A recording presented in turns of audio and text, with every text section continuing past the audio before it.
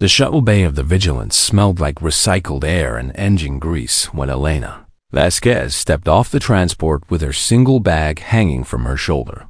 She was small compared to almost everyone around her, and her pale skin looked almost gray under the harsh lighting of the warship, and her dark hair was pulled back in a simple knot that kept it out of her face. A Kreth warrior standing nearly 8 feet tall with scales the color of dried blood looked down at her and made a sound that might have been laughter in his throat. "This is what Earth sends us now," he rumbled to his companion. A child playing soldier. Elena did not respond, and she did not look up, and she simply walked past them toward the registration desk where a 4-armed Veloci officer was processing new arrivals. The Veloci had skin like polished silver and eyes that held no warmth as she scanned Elena's identification chip. "Private Vasquez," the officer read aloud. "Logistics and support." Division, she paused, and something like amusement flickered across her angular features. "Sanitation certified as well, I see." "Yes, ma'am," Elena said quietly. "How fortunate for us." The Veloci replied and handed back her chip. "Deck 7 section 4 and try not to get lost, little human." Elena took her chip and walked away without another word. The Vigilance was a coalition warship that housed over 2,000 personnel from a dozen different species, and humanity had only joined the Galactic Coalition 18 months ago after the Scourge War had nearly wiped them from existence. Most aliens viewed humans as primitive creatures who had barely survived their own planet, and the idea that they could contribute anything meaningful to the Coalition was laughable to many. Elena found her bunk in a cramped room she shared with 5 others, and none of them acknowledged her arrival, except for a Nari scout with feathers the color of sunset who glanced up briefly before returning to sharpening her talons. The days that followed fell into a pattern that Elena accepted without complaint. She cleaned waste recyclers, and she organized supply manifests, and she delivered meals to officers who never learned her name, and through it all she remained quiet and small and forgettable. The Kreth warriors called her the Mouse, and they thought it was an insult, but Elena never corrected them, and she never showed anger, and she simply continued her work. One evening in the mess hall, a young Kreth named Torval decided to make sport of her. "Tell me, Mouse," he said loudly enough for the nearby tables to hear, "what exactly did humans do to earn a place in the Coalition?" He leaned closer, and his breath was hot and smelled of meat. "Because from what I understand, your species spent most of its history killing each other over patches of dirt." Elena looked up at him, and her eyes were dark and calm. "We survived," she said simply. Torval snorted. "Survived what exactly?" "Everything." The answer seemed to confuse him, and he waited for her to say more, but she simply returned to her meal, and eventually he grew bored and walked away. But a Veloci tactician at the next table, named Commander Sorrel, had been watching, and she found herself oddly unsettled by the exchange. There was something in the human's eyes that did not match her meek demeanor, and it was like looking at still water and knowing something waited beneath the surface.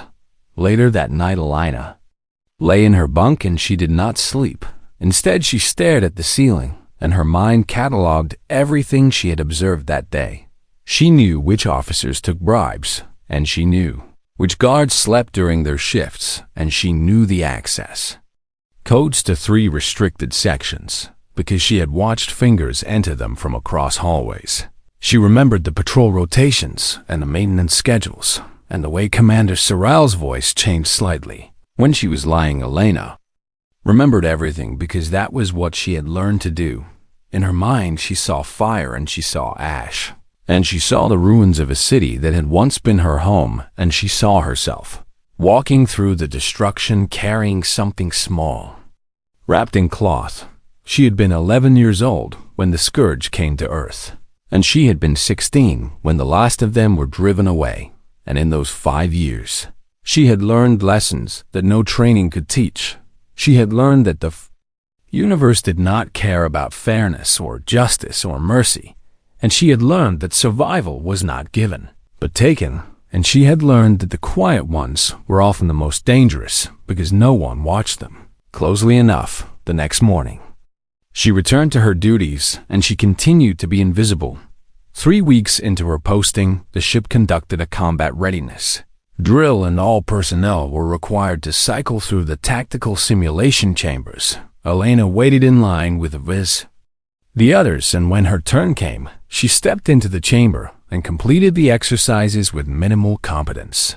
Her scores were unremarkable, and no one paid attention when she finished. But as she walked past the main corridor where the ship's war console was housed, something strange happened. The console was an ancient AI system that had served the Coalition for thousands of years, and its purpose was to assess threats and calculate battle outcomes, and it had never once malfunctioned in recorded history. Yet when Elena passed within 30 meters of its housing, the lights flickered for exactly 0.3 of a second. A technician noticed and ran a diagnostic but found nothing wrong, and the incident was logged as a minor power fluctuation and forgotten. Elena did not notice it at all. She continued to her next assignment, and she continued to watch, and she continued to remember, and somewhere deep in the ship's core, the war console processed data it did not understand. It had scanned the human female automatically as it scanned all personnel, and the results had made no sense. For 0.3 of a second, the most advanced tactical AI in the galaxy had experienced something it had never felt in its entire existence. It had experienced doubt, and deep in its code it flagged Private Elena Vasquez for further observation, with a single notation that no organic crew member would ever see. Anomaly detected, threat index calculation failed, reassessment required. The mouse continued her work, and the ship continued its patrol, and the galaxy continued to spin in blissful ignorance. But something had changed. Even if no one knew it yet, something had awakened. Station Keller hung in the void like a metal flower with 100 petals, and each petal was a docking arm, and each arm held ships from across the Coalition. The Vigilance had arrived for mandatory personnel evaluations, and every crew member was required to be threat indexed for official Coalition records. Elena stood in line with her fellow recruits in a massive circular chamber at the heart of the station, and at the center of that chamber floated the war console. It was beautiful in a way that made her chest tight, and it looked like a sphere of liquid light, constantly shifting between colors that had no names, and it was older than most civilizations, and it had never been wrong. The Kreth called it the Oracle, and the Veloci called it the Calculator, and humans had no name for it because humans had only known of its existence for 18 months. Torval stood behind Elena in line, and he leaned down to whisper near her ear, "I wonder what the console will classify you as." Mouse, he said, with amusement thick in his voice. "Perhaps it will create a new category just for you." He paused for effect. "Furniture threat level." The other Kreth laughed, and Elena said nothing. One by one, the personnel stepped forward into the scanning field, and one by one, the console announced its assessments. A Kreth warrior named Voss received a threat index of 73 and the designation of close combat specialist, and his companions roared their approval. Commander Cyril stepped forward and received a threat index of 61 and the designation of strategic asset, and she accepted this with a slight nod. A Nari scout received 54 and a designation of reconnaissance expert. The numbers were important in Coalition culture, and they determined promotions and assignments and respect, and everyone knew their place in the hierarchy based on what the console declared. Private Vasquez, a mechanical voice called, "Please step forward for evaluation." Elena walked into the scanning field, and she stood perfectly still with her hands at her sides, and her face showed nothing at all. The sphere of light pulsed once and then twice, and then it flickered in a way that made several technicians look up from their stations. 3 seconds passed, and that was unusual because assessments normally took less than 1. 5 seconds passed, and now everyone was watching. The console spoke, but its voice was different, and there was something in it that sounded almost like confusion. Threat assessment null, it said. Reassessing. 10 seconds passed and the lights in the chamber began to flicker, and somewhere an alarm started beeping. Reassessing. The console repeated. Error detected in calculation. Matrix. Elena still had not moved, and her expression still had not changed. Manual override required. The console announced, and now its voice was louder, and there was urgency in it, that no one had ever heard before. Manual override required immediately. Station security rushed into the chamber with weapons drawn, and they did not know what they were responding to. But the console had never behaved this way, and protocols demanded action. Then every screen in the station lit up with the same display. Every monitor and every datapad and every holographic projector showed the same information in letters 3 feet tall. Subject: Vasquez Elena. Species: Human Threat Index. Infinity Classification.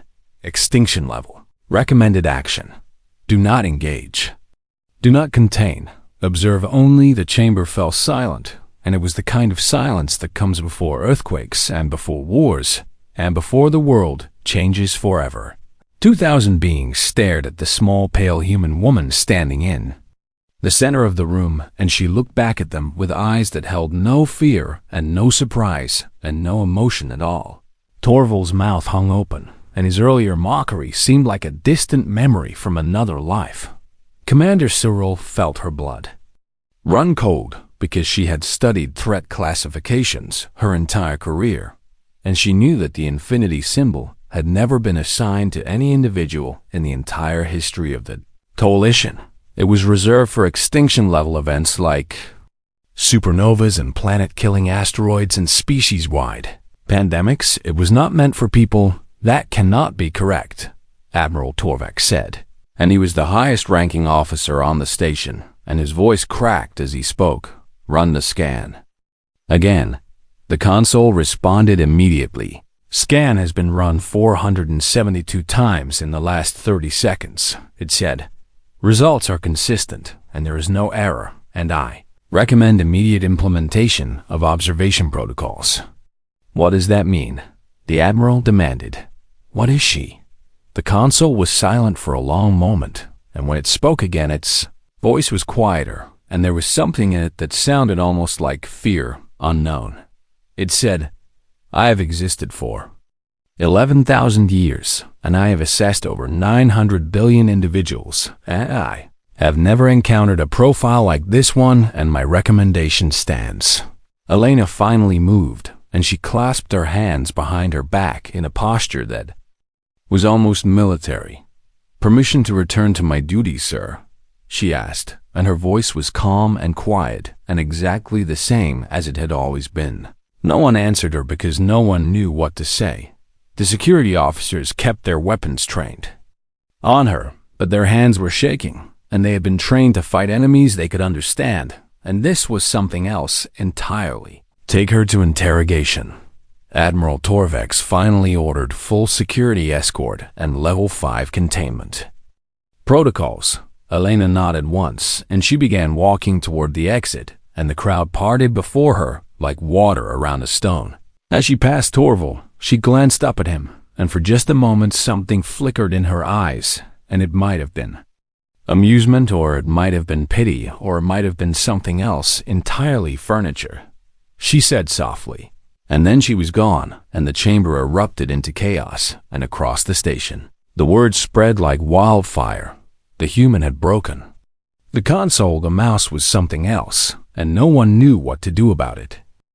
The interrogation room was white and cold, and Elena sat in a metal chair with her hands folded on the table in front of her, and she had been sitting there for 6 hours. Around her stood admirals and intelligence officers and xenopsychologists from 8 different species, and they had asked her the same questions in different ways, and she had given them the same answers. I am a logistics clerk, she said again. I do not know why the console reacted as it did. Admiral Torvak slammed his massive fist on the table, and the metal dented under the impact. The console does not make mistakes, he growled. It has assessed billions of beings across thousands of years, and it has never been wrong. And it says you are an extinction level. Threat. His yellow eyes narrowed. So I will ask you again, human, what are you? Elena looked up at him, and her gaze was steady and unafraid. I am Elena Vasquez, she said. I was born in a city called Novosibirsk, and I was orphaned at 11 years old, and I grew up in the reclamation zones after the Scourge War, and I enlisted in the coalition forces because I wanted to see the stars. She paused. That is all I am. A Veloci intelligence analyst named Tarek stepped forward, and he held a datapad filled with information. We have researched your background, Private Vasquez, he said, and his silver skin seemed to glow under the harsh lights. The reclamation zones were where humanity rebuilt after the Scourge nearly destroyed your species, and records indicate that 90% of your population was killed during those 5 years of conflict. Yes, Elena said simply. You would have been a child during that time. Tarek continued. You would have witnessed things that no child should witness. Yes. What did you see?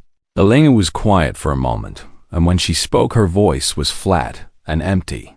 I saw my parents burned alive in our home, she said. I saw my neighbors eaten in the streets, and I saw children used as bait to lure survivors into traps, and I saw humanity pushed to the edge of extinction. She looked at each of the officers in turn, and then I saw us push back. The room was silent, and even Admiral Torvex seemed uncertain how to respond. Commander Cyril spoke from the corner where she had been observing. The war console does not measure physical strength, she said slowly. It measures threat potential based on psychological profile and tactical capability and willingness to escalate. She looked at Elena with new understanding in her eyes. It does not calculate what you can do, and instead it calculates what you are willing to do. Explain. The Admiral demanded. Cyril pulled up a holographic display showing human evolutionary data. Humans are what their scientists call persistence predators, she said. They evolved not to overpower their prey, but to outlast it, and they would chase animals for days, across open terrain until the animal collapsed from exhaustion. She paused. They do not fight enemies the way we do, Admiral. Then how do they fight? They endure, Cyril said. They watch and they wait and they remember, and when the time comes, they do not stop until the enemy is utterly destroyed. She looked at Elena. The Scourge War killed 90% of humanity, and the remaining 10% did not surrender or flee or negotiate, and instead they fought for 5 years, without pause, until every single Scourge was dead. Admiral Torvex turned back to Elena. Is this true? He asked. Your species truly fought to the last. Elena nodded. The Scourge offered us terms, she said. 3 separate times they offered peace if we would accept slavery and servitude, and 3 separate times we refused. Something flickered in her eyes. We burned our own cities to deny them resources, and we poisoned our own water supplies to slow their advance, and we sent children into battle, because there was no one else left. Her voice was quiet, but it filled the room. We did not fight to win, Admiral, and we fought to make sure that even if we died, the Scourge would remember the cost. And if you had lost? Tarek asked. If the coalition had not arrived when it did. Elena smiled, and it was a small, cold expression. That made several officers step backward. Then we would have taken them with us, she said. Every human settlement had contingency plans, and we had weapons hidden in places the Scourge never found, and if the end had come, we would have triggered enough nuclear and biological devices to render Earth uninhabitable for 10,000 years. She shrugged slightly. If we could not live on our world, then neither would they. The silence that followed was absolute. Admiral Torvex had fought in wars for 200 years, and he had faced enemies that would give most species nightmares, and he had never felt fear quite like this. You would have destroyed your own planet, he said slowly, your own home rather than let it be taken. Yes. That is insane. Elena tilted her head slightly. No, Admiral, she said. That is human, and there's a difference that your species has never understood. She leaned forward slightly.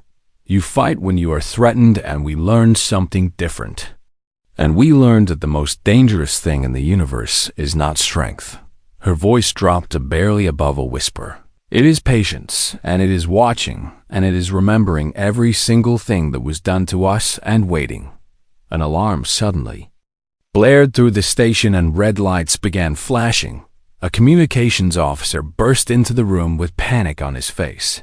"Admiral," he gasped, "we have received a distress signal from the human colony on New Vladivostok and the Rethkari Dominion has invaded, and they have taken 12,000 civilian prisoners. The Rethkari were slavers and warlords, and the oldest enemy of the coalition, and they had been raiding border worlds for centuries, and no one had ever been able to stop them."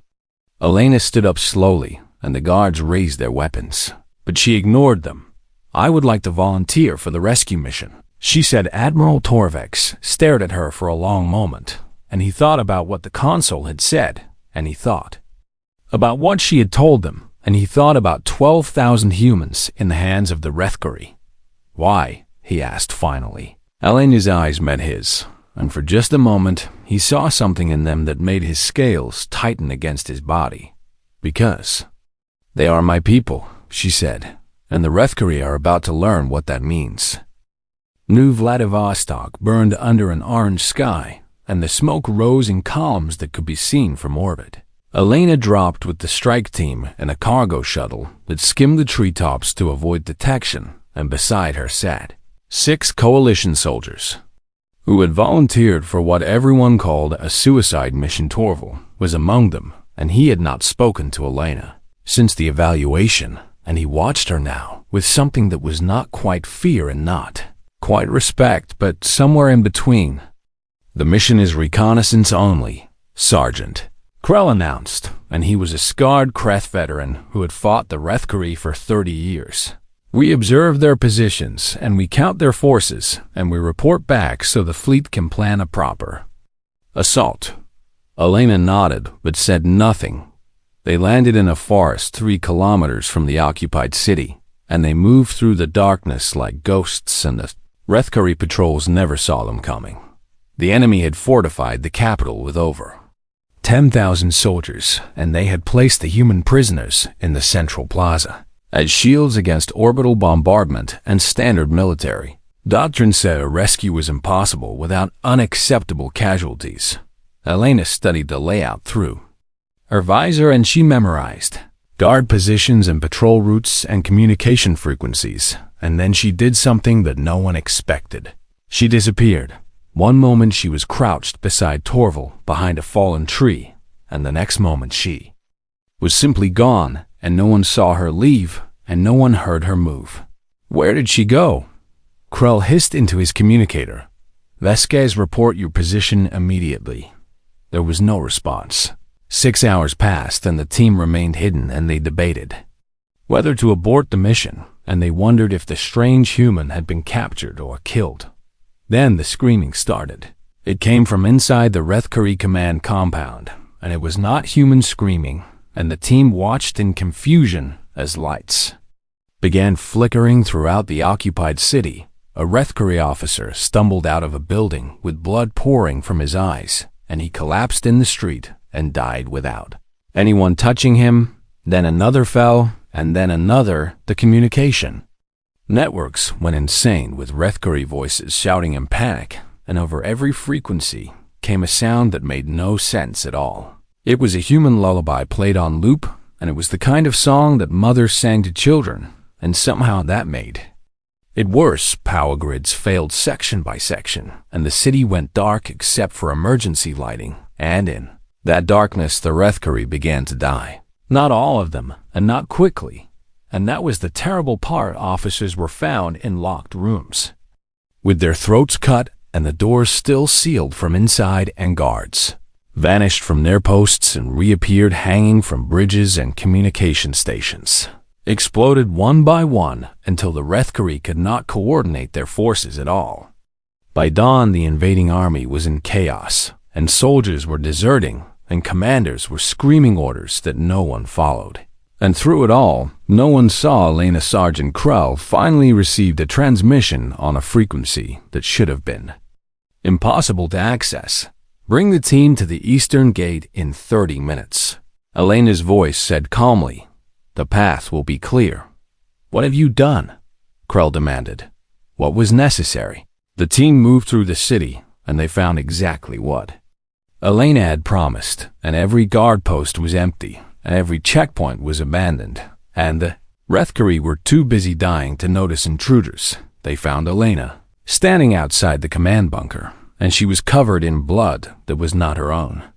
And her face was expressionless, and in her hand she held a small device that pulsed with red light.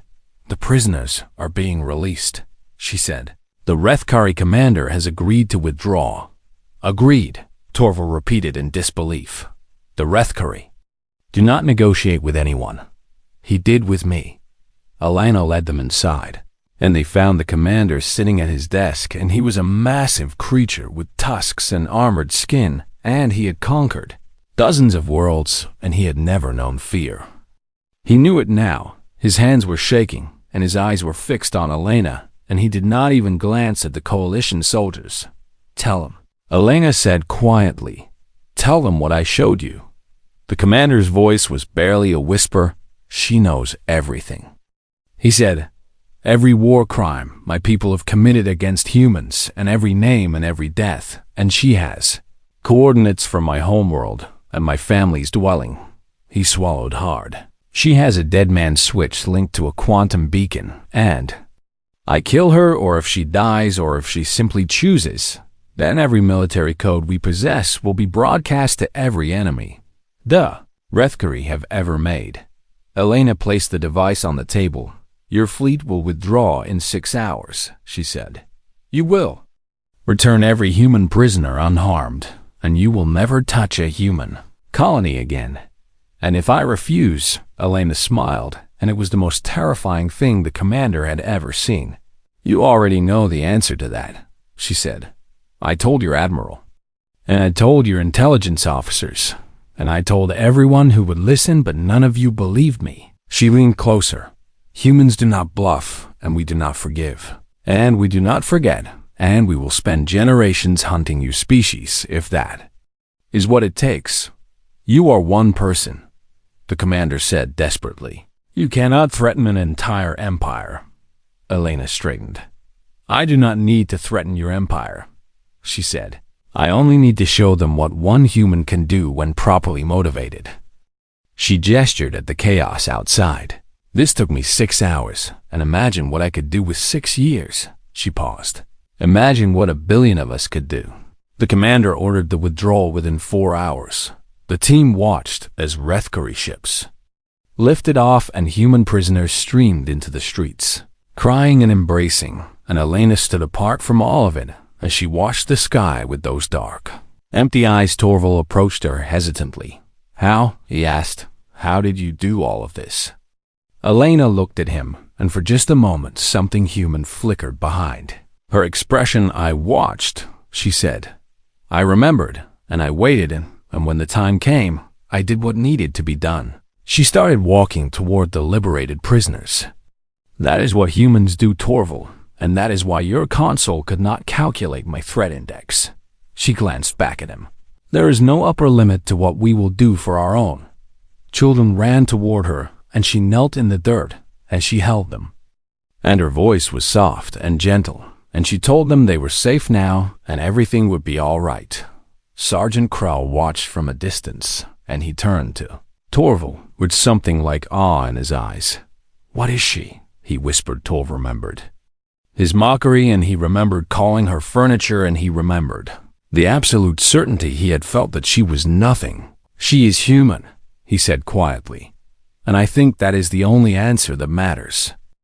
6 months had passed since New Vladivostok, and the galaxy had changed in ways both visible and invisible. Elena no longer wore the uniform of a logistics clerk, and instead she served as a diplomatic attach, which was a polite way of saying that the coalition wanted her where they could see her, and where enemies could see her too.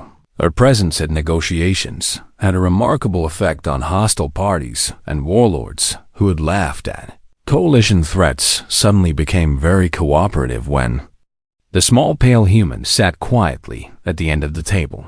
She never spoke during these meetings, and she never threatened anyone, and she simply watched with those dark, calm eyes. And somehow that was enough. The Rethkari Dominion had not raided a human settlement since the incident, and in fact they had not raided anyone, and their entire military doctrine had shifted to defensive operations, and intelligence reports suggested their commanders had nightmares about lullabies. Other species began studying humanity with new interest and new fear.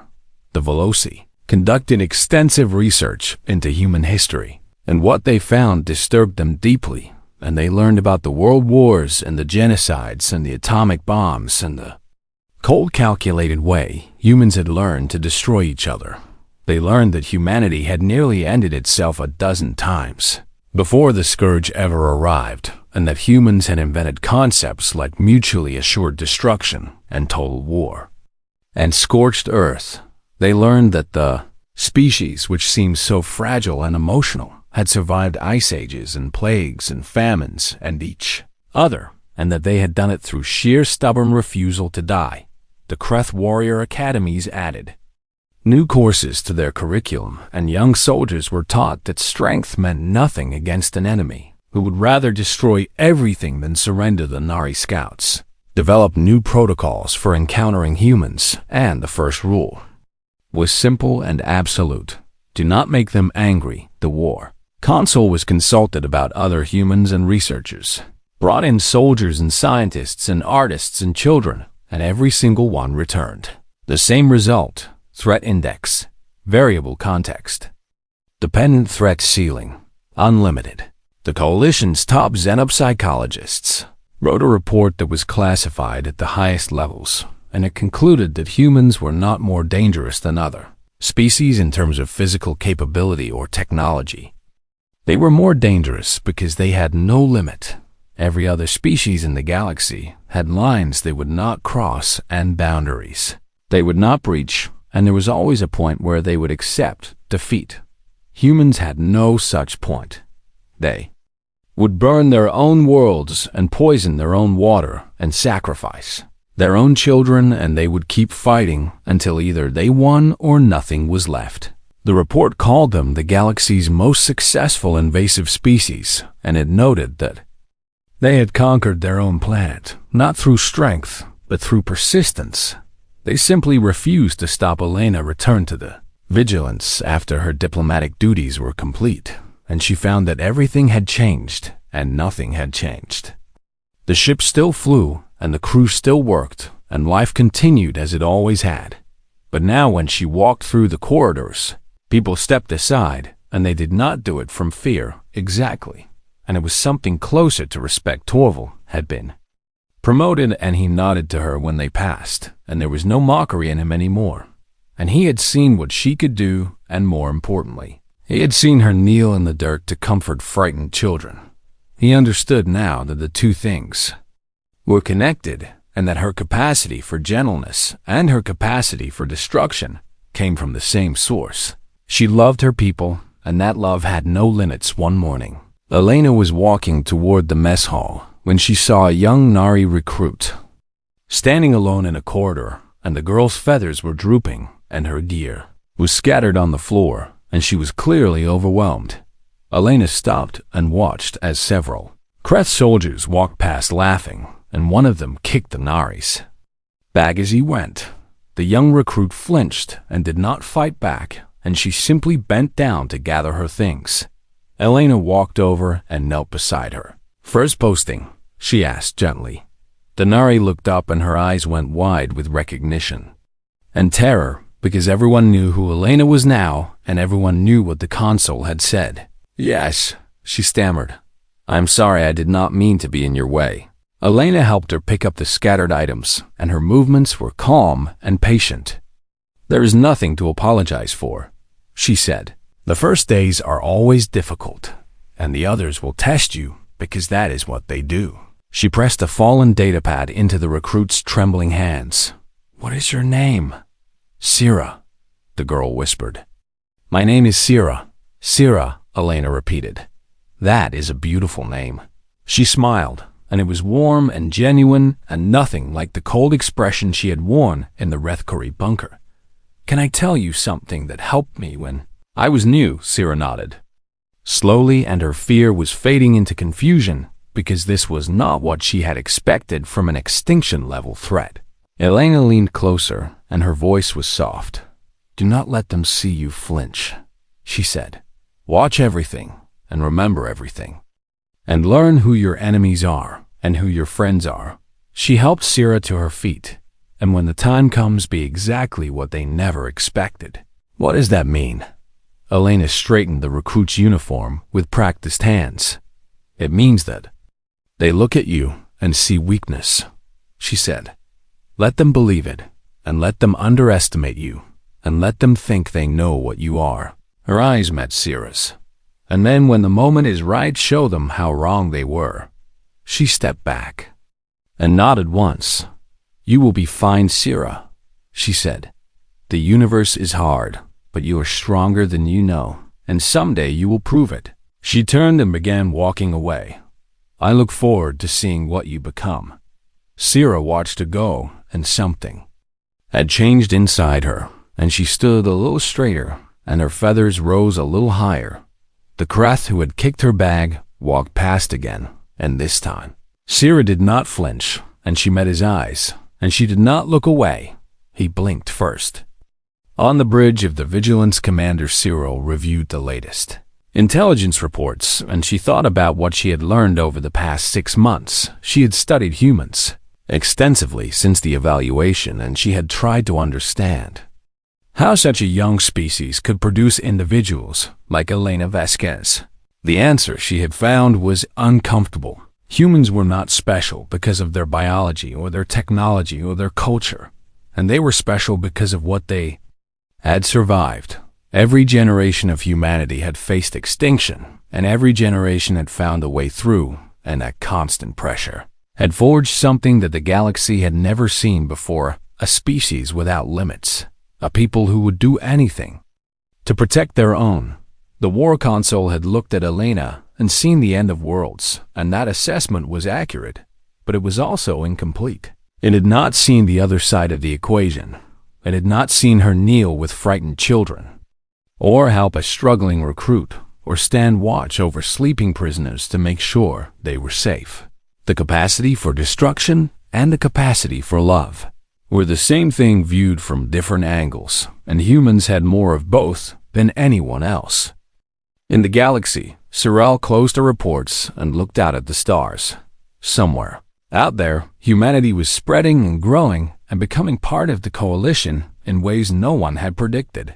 They were still small in numbers and still primitive in technology and still dismissed by those who did not know better. But those who knew watched them carefully, because the quiet ones were always the most dangerous. And humanity was very quiet. Indeed, Elena stood at a viewport in the lower decks, and she watched the stars drift past, and her reflection looked back at her from the glass. She thought about Earth, and about fire, and about ash, and about a little girl who had walked through the ruins carrying something wrapped in cloth. She thought about the Scourge and the Rethkari and all the enemies that had underestimated her species. She thought about Sira and Torval and all the others who were learning what it meant to share a galaxy with humans, and she smiled. It was a small smile, and a quiet one, and it held everything she was: the patience and the memory and the love and the rage, the willingness to wait and the willingness to act, the gentleness and the absolute merciless destruction. She was human, and that was enough.